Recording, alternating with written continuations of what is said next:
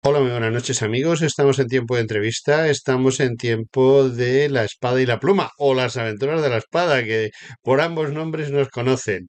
Y hoy pues tenemos con nosotros a una persona, una mujer, una escritora, una historiadora, fíjese qué cantidad de cosas, que ha hecho un libro que a mí personalmente me interesa mucho, aunque como siempre pues tengo el problema de que ando muy mal de tiempo. Pero bueno, con el tiempo me leeré todo el libro, lo estudiaré, porque es un libro también que para estudiar, y ha hecho un libro súper interesante, hablando de parte de nuestros antepasados, porque España no es solo musulmanes, no es solo visigodos, no es solo romanos, sino pueblos que estaban aquí antes de la llegada de los romanos, que es que eso parece que es cuando empieza la historia, que son los celtas, los íberos, y ese punto de confluencia entre ambos grupos, que llaman celtíberos y que yo no sé si estoy totalmente de acuerdo. Ahora nos lo explicará nuestra invitada. Pero los celtas no solo son aquellos que vivían en España, sino que es un pueblo muy importante y que es la base de la mayoría de los pueblos de Europa. Y bueno, yo ya he dado mi lección del día de hoy y ahora le toca a esta escritora que ha hecho un soberbio trabajo que ha editado EDAF. Y vamos a presentarla. Tatiana Guijo, ¿qué tal estás? Buenas, José Antonio, muy bien. Bueno, pues yo es la primera vez que te entrevisto. Hay otra gente que ya la he traído dos, tres veces.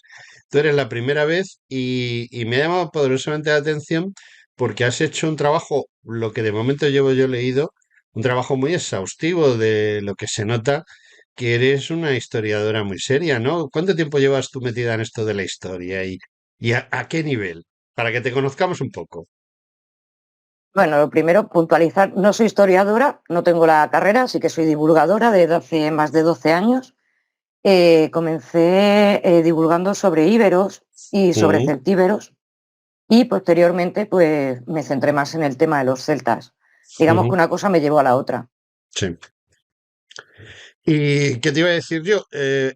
¿Que este es tu primer libro? ¿Llevas más libros sobre este tema? A ver, cuéntanos, cuéntanos. Este es mi segundo libro. El primer Ujú, libro lo autopubliqué por Amazon ujú, y era sobre los ciclos mitológicos de Irlanda.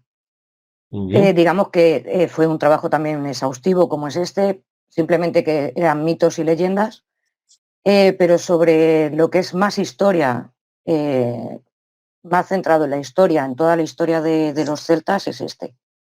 Ya. Bueno, entiendo pues que dentro de esa divulgación que haces y que creo que es lo más importante que debemos de tener los que nos dedicamos a estas cosas, esa divulgación la has centrado precisamente en esos pueblos prehispánicos, anteriores a Roma, pero por lo que yo he visto en Celtas, el pueblo oculto, que así se llama tu libro, te amplías, te vas fuera y cuando has tocado lo de Irlanda, pues me ha recordado eso, que tú empiezas este libro hablando de quién eran los celtas y de dónde vienen. Y, y bueno, hay varias teorías sobre eso. ¿Y a qué teoría te apuntas tú? Bueno, yo me he ceñido a la teoría que es, digamos, la que está más asentada, aunque últimamente está habiendo bastante más hipótesis. Pero digamos, en la que me he centrado en el libro, que es hasta cuando lo estuve escribiendo, lo que más se hablaba, era que los celtas, bueno, los indoeuropeos, realmente salen del sur de Rusia, de las estepas. Ujú, Hipótesis nuevas, pues ahí de las últimas que he podido leer y que están dándole bastante importancia es que los celtas realmente salieron de España. No me digas. Esa Sí, teoría no la conocía yo. Cuando yo estudié historia, hace ya muchos años de eso, pues estaba todo centrado en los famosos campos de urnas, en Suiza, Austria, en la relación entre los celtas y los pueblos del mar, pero siempre ponían a los celtas españoles como algo muy colateral, muy como en la parte exterior de lo que era la cultura celta. Pero lo que tú me dices, pues no tiene por qué ser ninguna tontería, al revés, porque precisamente donde la presencia celta más se ha visto es en todo lo que significa el océano Atlántico. Es decir, que perfectamente podemos estar hablando de que no ya el sitio de nacimiento de los celtas, pero sí el sitio de expansión puede ser a partir de la península ibérica, de Francia, Irlanda, ¿no? así es. Es como digo, en el libro sí que me tuve que centrar en la hipótesis, digamos, principal, en la que más estudiada estaba hasta el momento.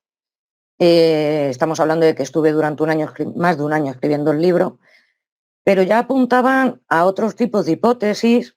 Ujú, Yo sí que me centro en la del campo de urnas, en la de la estepa de Rusia, ¿no? Lo que es la cultura de los kurganes, que de ahí se expanden hacia la zona del Atené y de Hallstatt, ujú, pero en los últimos meses sí que es verdad que la hipótesis de que saliesen de aquí de la península se está escuchando muchísimo más. E incluso si, por ejemplo, cogemos lo que es la mitología irlandesa, cogemos el libro de las invasiones, el Leabar Gabara, Eren, ahí podemos ver, ¿vale? Cómo en los mitos ujú. realmente los hijos de Mil son los que llegan a Irlanda, aunque Irlanda ya había sido conquistada en varias ocasiones, pero los que se asientan, digamos ya definitivamente, salen de Galicia. Ujú. Oye, pues eso Es está algo que interesante. Sí, sí, sí. es muy interesante lo que se está escuchando últimamente sobre la expansión y sobre los celtas. Es que, vamos a ver, yo siempre he seguido, es lo que hacen la mayoría de los historiadores, siguen las posturas de las invasiones de este a oeste. Prácticamente casi todas las civilizaciones, casi todas las culturas, casi todos los diferentes invasores de Europa, pues salvo los musulmanes que cruzaron el estrecho, el resto siempre vienen de Asia y vienen a través precisamente o bien de Turquía o bien de las estepas rusas. Y se produce un movimiento hacia, hacia el oeste. Entonces, esta nueva teoría eh, que sospecho que no se ha hecho alegremente, sino que está perfectamente basada en algunos procedimientos históricos, en excavaciones, en arqueología, incluso en lo que tú hablabas de la religión, pues no hay por qué desdeñarla, porque yo cada día tengo más claro que muchas de las teorías que actualmente tenemos proceden de la época del Imperio Romano y que fueron adaptadas a lo que a los romanos les interesaba, por supuesto. No, Entonces, esto me lleva a una cosa que en tu libro tú lo tratas al final, pero que creo que es muy importante, que es el panteón, es decir, los dioses y la religión de los celtas, que quizá es la que nos sirva mejor para conocer a los celtas, ¿no? así es. Eh, Tengamos en cuenta eh, que tenemos que verlo con visión del pasado, ¿no? Cómo veían ellos la vida, no como lo vemos ahora. Nosotros nos levantamos, tenemos que ir a trabajar. Digamos que espiritualmente las cosas que hacemos no están vinculadas directamente a lo que hacemos al día o a lo que nos sucede durante el día, pero claro, para ellos sí, para ellos era muy importante la parte religiosa, era muy importante que los dioses les dieran su beneplácito, ¿no? Y les ayudasen. Ujú. Entonces, el tema religioso para ellos era muy importante, era su día a día. Yo he observado en tu libro precisamente eso que tú acabas de decir. Es decir, tú el planteamiento que haces en tu libro, y creo que es muy interesante y que es quizá uno de los alicientes que tiene, es precisamente conocer el día a día de los celtas. Es decir, en qué consistía su vida desde el punto de vista de lo que es una familia, el patriarcado o el matriarcado en algunos casos. Otro tema muy importante es cómo vivían, es decir, si en pequeñas comunidades o trataban de tener grandes comunidades. Yo he visto algunos castros celtas en el norte de España que son muy reveladores, pero tú en tu libro acentúas eso. Otro tema que para mí también es muy interesante es el medio de vida, es decir, la gente tiene que comer todos los días. En esa época el tema económico no es como hoy en día, no había una superproducción por ejemplo, alimentos que se podían exportar, sino que la gente vivía un poco sobre la marcha y sobre el terreno que tenía. Y luego también algo muy importante en los celtas, que es la ganadería en sí y sobre todo hay un animal mítico para ellos, que es el caballo, o eso es lo que yo he entendido hasta el momento. ¿Nos hablas de todo esto, de cómo vivían, cómo eran sus relaciones sociales? Lo primero, cómo eran sus relaciones sociales y familiares. Para mí muy importante porque eso indica muy claramente cuál es una civilización y cómo se comporta. Bueno, pues, por ejemplo, sobre el tema patriarcado, matriarcado, no se puede decir que fuese una sociedad matriarcal. De por sí es que creo que no hay ninguna sociedad que haya sido matriarcal. Realmente todas han sido patriarcales, siempre el hombre ha sido, digamos, el exponente, ¿no? Pero sí que es cierto que, por ejemplo, las mujeres celtas tenían una libertad que otras mujeres de la época no tenían. Quizás por Mm. eso se puede confundir un poco con que fuera matriarcal, ¿no? Digamos que era una sociedad un poco más equilibrada en derechos y en deberes, ¿no? Por ejemplo, tenían una jerarquía que es muy importante porque pensamos que eran bárbaros y nos dan la idea de, bueno, como eran bárbaros no tenían jerarquía, directamente iban a lo loco, cada uno a lo suyo, ¿no? O sea, tenían una jerarquía muy marcada en la que el rey, junto con su druida, era quien gobernaba. Era muy importante la aristocracia a la que pertenecían los sacerdotes y los guerreros. Por debajo de ellos estaría el pueblo, que serían los agricultores y los Ujú. artesanos. Eran muy importantes, puesto que sin los agricultores, mmm, ¿qué sería del pueblo? ¿Qué comerían? No podrían comer, no tendrían el alimento. Bueno, los guerreros pertenecían a la aristocracia y eran también muy importantes y tenían ciertos privilegios que no tenían otras clases. Pero también hay una clase de la que poco se habla, que era la gente no libre o servil, que digamos que eran los esclavos. Era gente que, por ejemplo, trabajaba en las granjas, pero tenían derecho, aun siendo esclavos o gente no libre, tenían derecho a formar una familia dentro de esa granja en la que estaban sirviendo. No eran esclavos como tenemos a lo mejor en la cabeza, ¿no? De esclavos que no tenían derecho a nada. Digamos que era una sociedad bastante equilibrada, yo diría, ¿no? Creo que sería la palabra. Mm. Bueno, la verdad es que hemos dejado pendiente en esta pregunta, yo mismo soy el que te ha dicho que hablases de lo que has dicho, pero el estamento guerrero es muy importante. Precisamente cuando yo he estudiado el tema de los campos de urnas, hay una serie de enterramientos en los que se ve claramente esa estratificación social de la que tú hablas. El tema de los guerreros, de la gente relacionada con la cultura a un escalón superior y con lo que es todo el tema de la religión, y eso se refleja precisamente en los enterramientos, ¿no?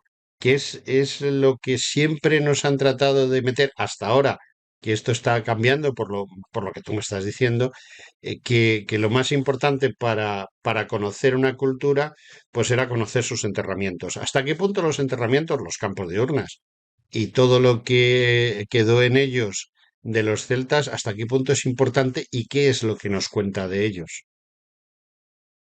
Bueno, los enterramientos siguen siendo muy importantes, porque gracias a los enterramientos conocemos, lo primero es, se puede datar de qué época es cada yacimiento que se encuentra, porque dependiendo de cada periodo se enterraba de una manera, o se enterraba en urnas, o se incineraba, incluso se exponía a los buitres, ¿no? En caso de los guerreros que eran los guerreros que habían sido más, eh, habían dado más batalla, ¿no?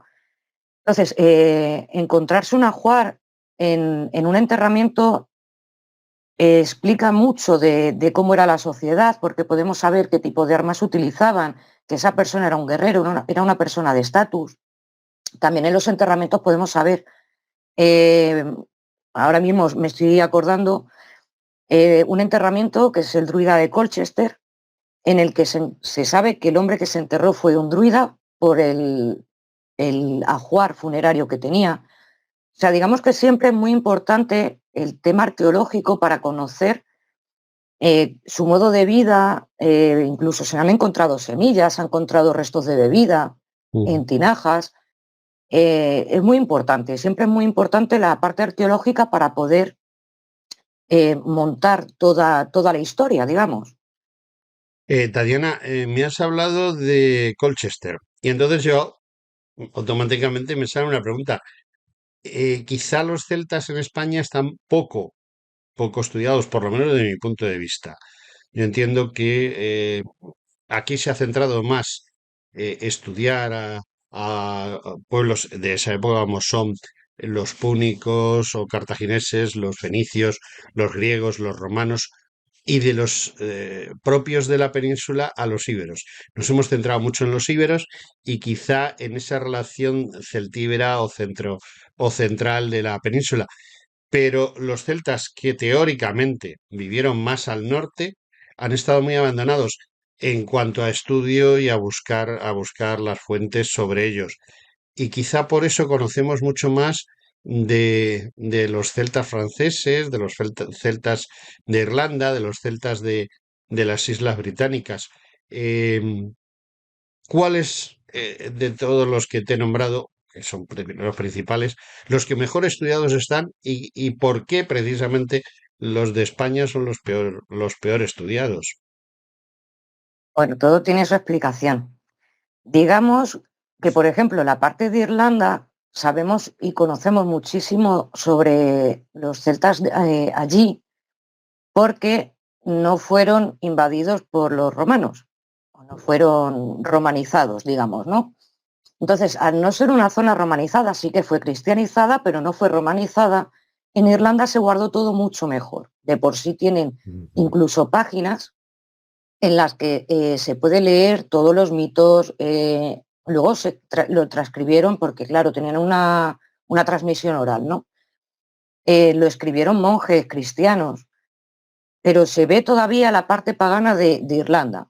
Digamos que Irlanda es como súper especial por el tema de que al no ser romanizada se guardó todo mejor y se quedó todo como más pasado.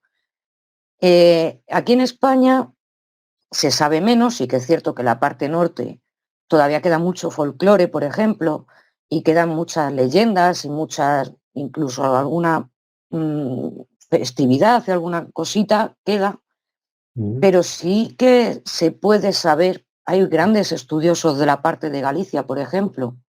O sea, hay un historiador que se llama Sopeña, Ujú. tiene trabajos maravillosos que se pueden encontrar por internet, son trabajos que ha hecho, simposios que hace y demás, incluso sobre arqueoastronomía, para saber por qué estaban situados los túmulos o los santuarios en Galicia, estaban situados de esa forma. Se conoce muy poco en libro, pero si nos gusta el tema, se pueden encontrar cositas sobre aquí, sobre España. De todas formas, mi madre me tiene pendiente que yo escriba un libro sobre los celtas aquí en España. Pues sería muy interesante. Bueno, Tatiana, tenemos un problema y es que en mi programa las entrevistas duran algo menos de media hora y nos estamos acercando peligrosamente a que se acabe en la arena de mi programa. Oye, el libro yo creo que es muy interesante, pero de todas maneras tú tienes que vender el libro y por eso te hago la última pregunta importante que siempre le hago a los entrevistados. Yo voy por la calle, paso frente a una librería y veo tu libro ahí en el escaparate, ¿no? Y entonces quiero que tú me digas por qué debo de entrar a la librería y comprar tu libro. ¿Cuál es el motivo por el cual yo debo comprar tu libro y leerlo, por supuesto? Porque para comprarlo y ponerlo en una estantería no lo compro, ¿no? No. A ver, yo lo que puedo decir es, he estado un año y medio trabajando sobre el libro, he estado documentándome, el libro está documentado a más no poder, eh, Ujú. las fuentes están comparadas, hay muchísimas citas, que es una cosa que a mí me encantó hacer en el libro, además lo hice a posta, el poner muchísimas citas de escritores antiguos, de autores Ujú. clásicos, para intentar llevar a la gente al momento en el que los celtas estaban habitando la tierra, ¿no? Estaban habitando Europa. Creo que es un libro interesante, no porque lo haya escrito yo, que está muy mal que lo diga, pero es un libro que está bien documentado, en el que podemos aprender muchas cosas, cosas muy curiosas, porque también Ujú. hay, por ejemplo, inventos que todavía nos quedan, o cositas que pensamos que eran romanas, pero resulta de que los romanos las adaptaron y las adoptaron. Entonces, creo que es, para la gente a la que le interesa acercarse, un libro interesante y no está escrito de una forma muy técnica que sea pesado de leer. Lo he hecho de una forma amena, que sea, pues eso, sencillito, pero que se aprenda. Bueno, pues creo que es una buena propaganda y una buena idea de por qué debemos de leer tu libro. Tatiana, ha sido un placer hablar contigo, una persona que me da la ligera impresión de que sabe muchísimo de los celtas y que estoy también seguro de que en este libro que tengo yo aquí en mis manos, pues también expresas muy bien. Y por eso yo personalmente creo que es un libro muy interesante y que no debemos de dejar pasar en el olvido. Tatiana, muchas gracias por haber estado con nosotros y bueno, pues a ver si hay Muchísimas suerte, gracias. sí, a ver si hay suerte y la gente se da cuenta de que merece la pena leer tu libro porque yo de verdad lo voy a leer, cosa que no suelo hacer muy a menudo, pero creo que es muy interesante. Sobre Se todo agradece.